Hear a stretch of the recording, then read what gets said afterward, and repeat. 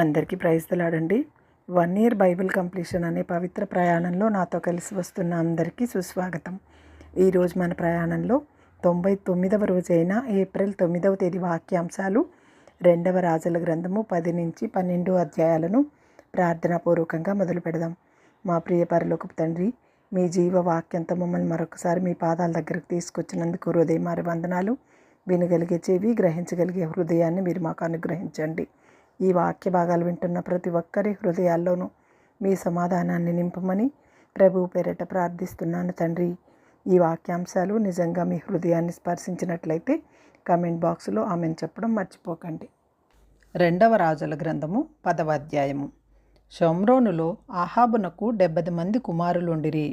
యోహు వెంటనే తాకీదులు వ్రాయించి షోమ్రోనులో నుండి ఇజ్రాయేలు అధిపతులకును పెద్దలకును ఆహాబు పిల్లలను పెంచిన వారికిని పంపి ఆజ్ఞ ఇచ్చినదేమనగా, మీ యజమానుని కుమారులు మీ వద్దనున్నారు, మరియు మీరు రథములను గుర్రములను ప్రాకారము గల పట్టణమును ఆయుధ సామగ్రియును కలవు కదా. కాబట్టి ఈ తాకీదు మీకు ముట్టిన వెంటనే మీ యజమానుని కుమారులలో ఉత్తముడును తగినవాడునైన ఒకని కోరుకొని తన తండ్రి సింహాసనము మీద అతనిని ఆసీనునిగా చేసి మీ యజమానుని కుటుంబీకుల పక్షమున యుద్ధమాడుడి. వారు ఇది విని బహుభయపడి, 2 రాజులు అతని ముందర నిలవజాలకపోయిరే, మనమెట్లు నిలవగలమని అనుకొని కుటుంబపు అధికారియు పట్టణపు అధికారియు పెద్దలను పిల్లలను పెంచిన వారును కూడి ఏహూకు వర్తమానం పంపి, మేము నీ దాసులము, నీ సెలవు ప్రకారము సమస్తమును జరిగించదము. మేము ఎవనిని రాజుగా చేసుకొనము, నీ దృష్టికి ఏది అనుకూలమో దాన్ని చేయమని తెలియజేసిరి. అప్పుడు అతడు 2వ తాకీదు వ్రాయించి, మీరు నా పక్షమున నుండి నా మాట వినుటకు ఒప్పుకొని ఎడల మీ యజమానుని కుమారుల తలలను తీసుకొని రేపు ఈ వేళకు ఇజ్రాయేలునకు నా వద్దకు రండని ఆజ్ఞ ఇచ్చెను. 70 మంది రాజకుమారులను వారిని పెంచిన పట్టణపు పెద్దల వద్ద ఉండిరి. కావున ఆ తాకీదు తమకు ముట్టినప్పుడు వారు 70 మంది రాజకుమారులను పట్టుకొని చంపి వారి తలలను గంపలో పెట్టి ఇజ్రాయేలులోనున్న అతని వద్దకు పంపిరి. దూత అతని వద్దకు వచ్చి రాజకుమారుల తలలు వచ్చినవని చెప్పగా అతడు ఉదయము వరకు ద్వారమును బయటపెట్టి బయటి స్థలమందు వాటిని 2 కుప్పలుగా వేయించుడనెను. ఉదయమైనప్పుడు అతడు బయటకు వచ్చి నిలిచి జనులందరినీ చూచి, మీరు నిర్దోషులు, నేను నా యజమానుని మీద కుట్ర చేసి అతన్ని చంపితిని. అయితే వీరందరినీ ఎవరు చంపిరి? ఆహాబు కుటుంబీకులను గూర్చి యెహోవా సెలవిచ్చిన మాటలలో ఒకటియు నెరవేరకపోదు. తన సేవకుడైన ఏలియా ద్వారా తాను సెలవిచ్చిన మాట యెహోవా నెరవేర్చినని చెప్పెను. ఆ ప్రకారము యేహూ ఇజ్రాయేల్లో ఆహాబు కుటుంబీకులందరినీ, అతని సంబంధులకు గొప్పవారినందరినీ, అతని బంధువులనందరినీ, అతడు నియమించిన యాజకులను హతము చేసెను. అతనికి ఒక్కనినైనను ఉండనీయలేదు. అప్పుడు అతడు లేచి ప్రయాణమై షోమ్రోను పట్టణమునకు పోయెను. మార్గమందు అతడు గొర్రె వెంట్రుకలు కత్తిరించు ఇంటికి వచ్చి యూదారాజైన అహజ్యా సహోదరులను ఎదుర్కొని, మీరు ఎవరని వారిని అడుగగా, వారు, మేము అహజ్యా సహోదరులము, రాజకుమారులకు రాణి కుమారులను దర్శించుటకు వెళ్ళుచున్నామని చెప్పిరి.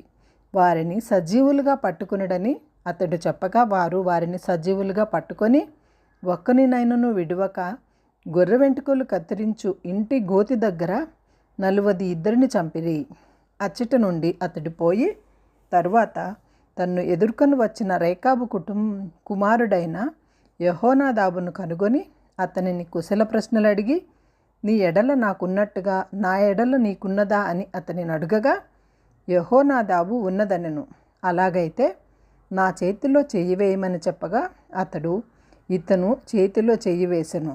కనుక యేహూ తన రథము మీద అతనిని ఎక్కించుకొని, యెహోవాను గూర్చి నాకు కలిగిన ఆసక్తి చూచుటకై నాతో కూడా రమ్మనగా, యేహూ రథము మీద వారు అతన్ని కూర్చుండబెట్టిరి. అతడు షోమ్రోనునకు వచ్చి షోమ్రోనులో ఆహాబునకు శేషించి ఉన్న వారినందరినీ చంపి ఏలియాకు యెహోవా సెలవిచ్చిన మాట నెరవేర్చి ఆహాబును నిర్మూలన చేయ వరకు హతము చేయటం మానకుండెను. తరువాత యేహూ జనులందరినీ సమకూర్చి వారికి ఇలాగూ ఆజ్ఞ ఇచ్చెను.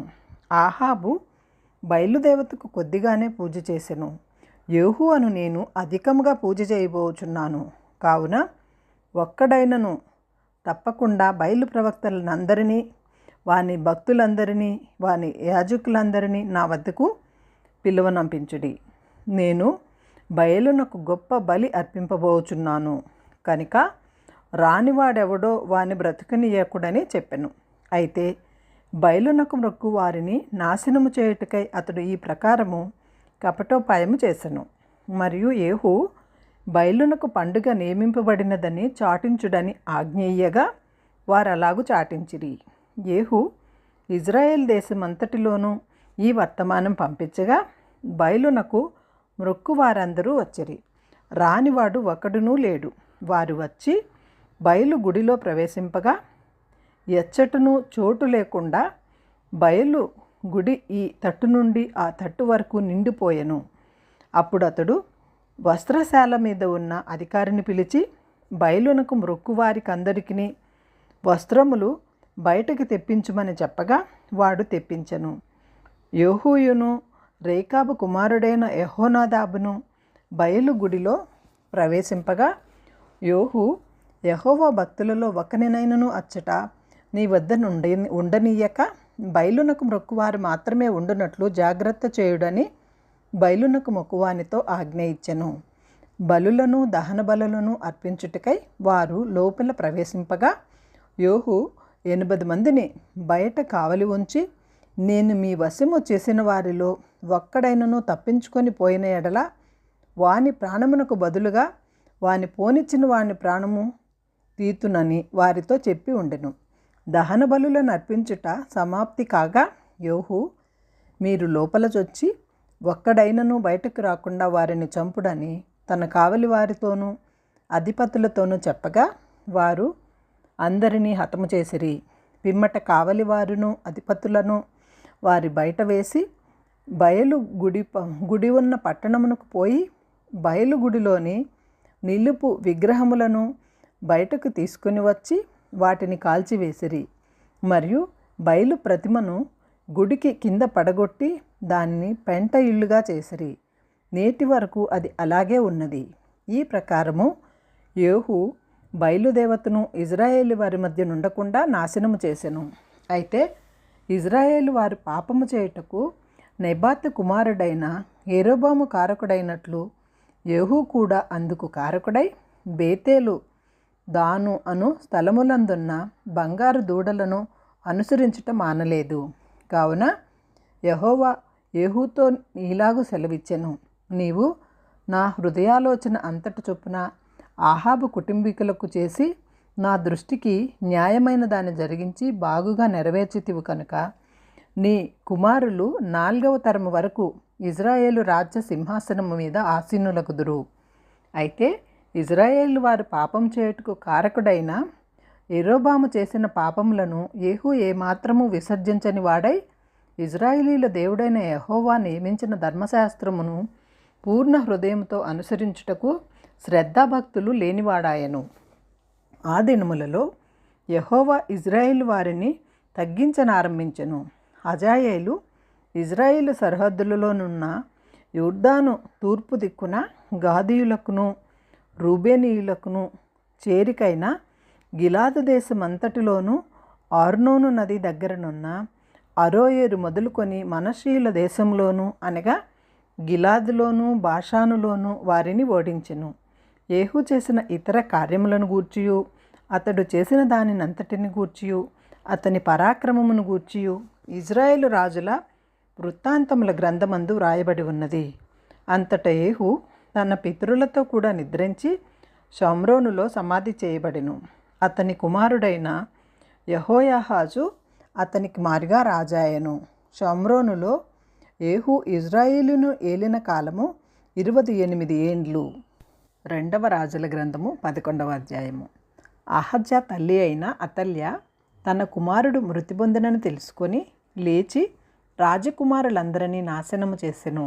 రాజైన యెహోరాము కుమార్తెయును అహజ్యాకు సహోదర్యునైన యెహోషబ అహజ్యా కుమారుడైన ఏవాషును హతమైన రాజకుమారులతో కూడా చంపబడకుండా అతన్ని రహస్యముగా తప్పించెను.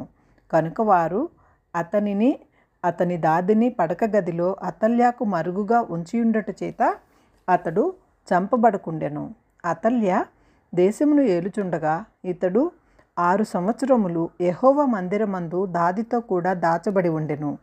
7వ సంవత్సరమందు యెహోయాదా కావలి కాయువారి మీదను రాజదేహ సంరక్షకుల మీదను ఏర్పడి ఉన్న శతాధిపతులను పిలువనంపించి యెహోవా మందిరంలోనికి వారిని తీసుకుని పోయి యెహోవా మందిరమందు వారి చేత ప్రమాణము చేయించి వారితో నిబంధన చేసి వారికి ఆ రాజు కుమారుని కనుపరిచి ఇలాగు ఆజ్ఞాపించెను.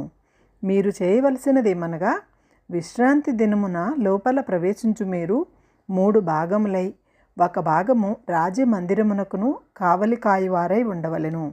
ఒక భాగము సూరు గుమ్మము దగ్గర కాపు కాయవలెను. ఒక భాగము కాపు కాయవారి వెనుకటి గుమ్మము వద్ద ఉండవలెను. ఈ ప్రకారము మందిరమును భద్రపరచుటకై మీరు దానిని కాచుకుని ఉండవలెను. మరియు విశ్రాంతి దినమున బయలుదేరి మీ అందరిలో 2 భాగములు రాజు దగ్గర యెహోవా మందిరమునకు కాపు కాయవారై ఉండవలెను. మీలో ప్రతి మనిషి తమ తమ ఆయుధములను చేతపట్టుకొని రాజు చుట్టూ కాచుకొని ఉండవలెను. ఎవడైనను పంక్తులలో ప్రవేశించిన ఎడల వాని చంపవలెను.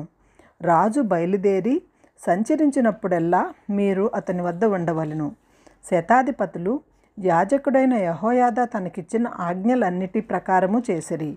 ప్రతి మనిషి తమ తమ మనుషులను తీసుకొని విశ్రాంతి దినమున లోపలికి ప్రవేశింపవలసిన వారితోనూ విశ్రాంతి దినమున బయలుదేరవలసిన వారితోనూ కలిసి యాజకుడైన యెహోయాదా వద్దకు వచ్చెను.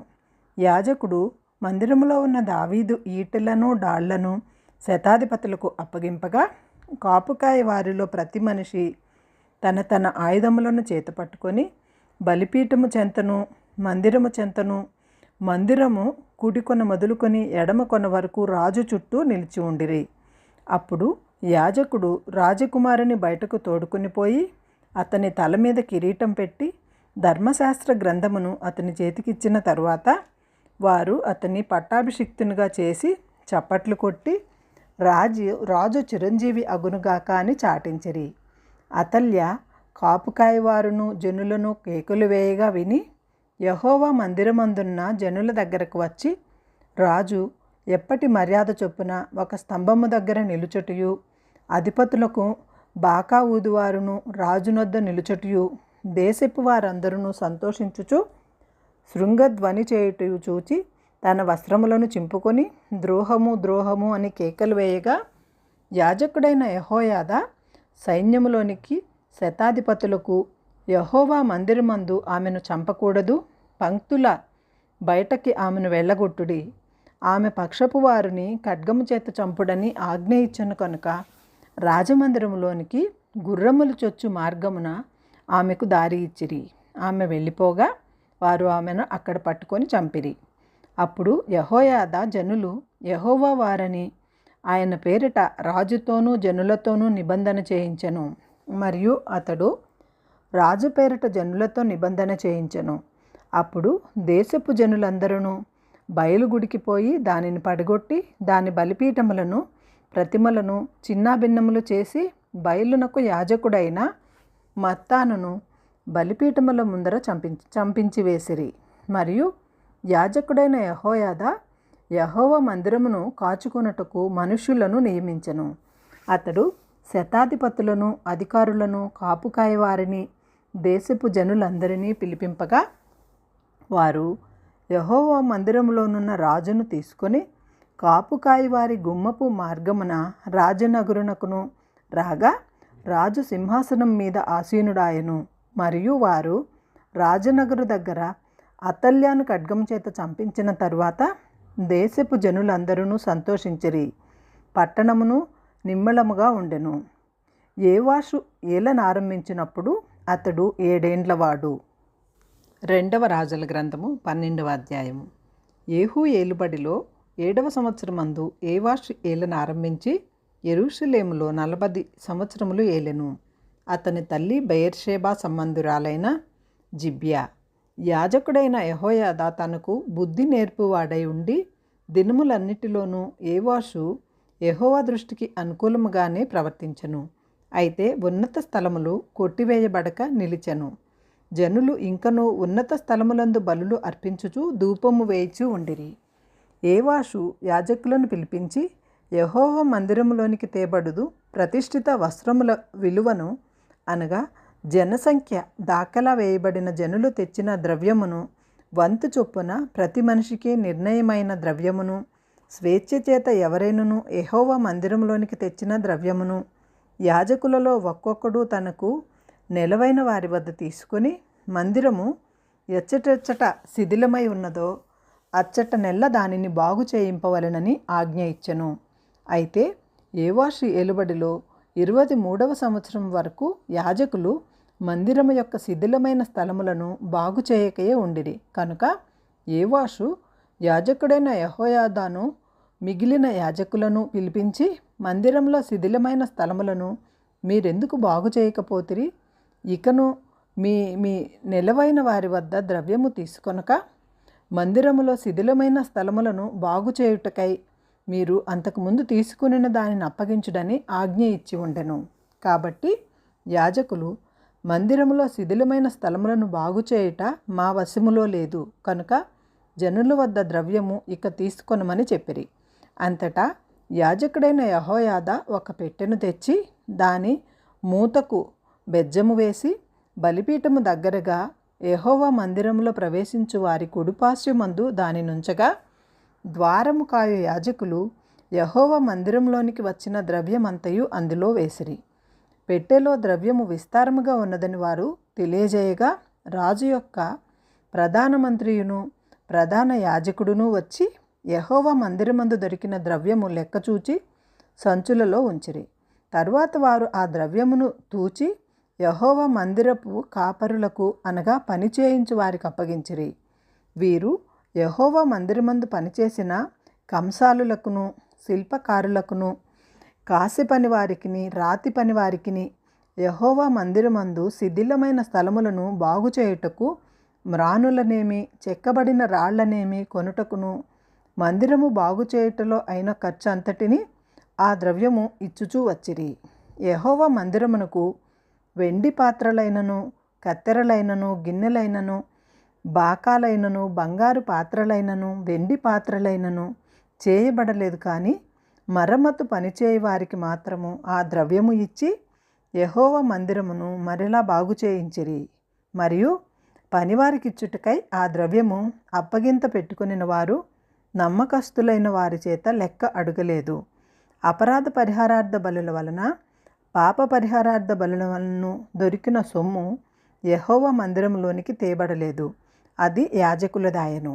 అంతటా సిరియా రాజైన హజాయేలు గాతు పట్టణం మీదకు పోయి యుద్ధము చేసి దాన్ని పట్టుకొనిన తరువాత అతడు యెరూషలేము మీదకి రాదలిచియుండగా యూదా రాజైన యోవాషు తన పితరులైన యెహోషాపాతు యెహోరాము అహజ్యా అను యూదా రాజులు ప్రతిష్ఠించిన వస్తువులన్నింటినీ తాను ప్రతిష్ఠించిన వస్తువులను యెహోవా మందిరంలోను రాజనగరులోనున్న పదార్థములలోనూ కనబడిన బంగారం అంతయు తీసుకొని సిరియా రాజైన హజాయేలునకు పంపగా అతడు యెరూషలేము నొద్ద నుండి తిరిగిపోయెను.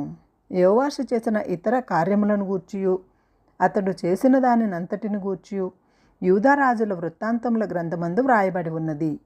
అతని సేవకులు లేచి కుట్ర చేసి సిల్లా అను చోటికి పోవు మార్గమందున్న మిల్లో అను నగరునందు యోవాషును చంపిరి. ఎట్లనగా షిమాతు కుమారుడైన యాజాకారు షోమేరు కుమారుడైన యెహోజాబాదు అను అతని సేవకులను అతని మీద పడగా అతడు మరణమాయెను. జనులు దావీదుపురమందు అతని పితరుల సమాధులలో అతనిని పాతిపెట్టిరి. అతని కుమారుడైన అహజ్యా అతనికి మారుగా రాజాయెను.